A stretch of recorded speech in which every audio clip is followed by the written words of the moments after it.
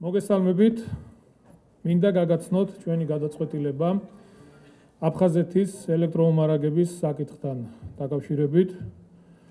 მოგეხსენებათ, აფხაზეთის ტერიტორიაზე ამჟამად ცენტრალური ხელისუფლების იურისდიქცია არ ვრცელდება, მაგრამ საქართველოს საერთაშორისო სამართალი და საერთაშორისო თანამეგობრობა ჩვენი ქვეყნის ამჟამად ოკუპირებულ ტერიტორიებს განვიხილავთ როგორც ერთიან სახელმწიფოს შემადგენელ ნაწილს და შესაბამისად მთავრობის პოლიტიკური პასუხისმგებლობაა ერთნაირად იზრუნოს თითოეულ მოქალაქეზე.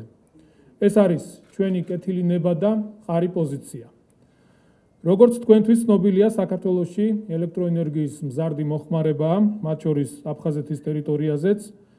შესაბამისად, წელს განსაკუთრებით მწვავედ დადგა აფხაზეთის ელექტრომომარაგების საკითხი, რადგან შემოსული წყლის რესურსის მცირე რაოდენობამ ვერ უზრუნველყო ენგურის და ვარდნილი ჰესების მიერ საკმარისი რაოდენობის ელექტროენერგიის გამომუშავება.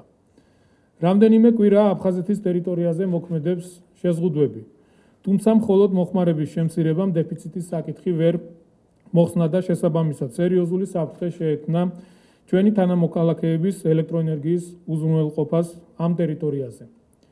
შექმნილი მდგომარეობის ანალიზის საფუძველზე აღნიშნული პრობლემის გადაწყვეტის და მძიმე შედეგების თავიდან აცილების მიზნით მოკლევადიან და ოპერატიულ გზად მიჩნეულ იქნა რუსეთის ფედერაციიდან დამატებითი მოცულობების შემოტანა, რითაც შექმნილი ვითარება გარკვეულ წილად დარეგულირდა.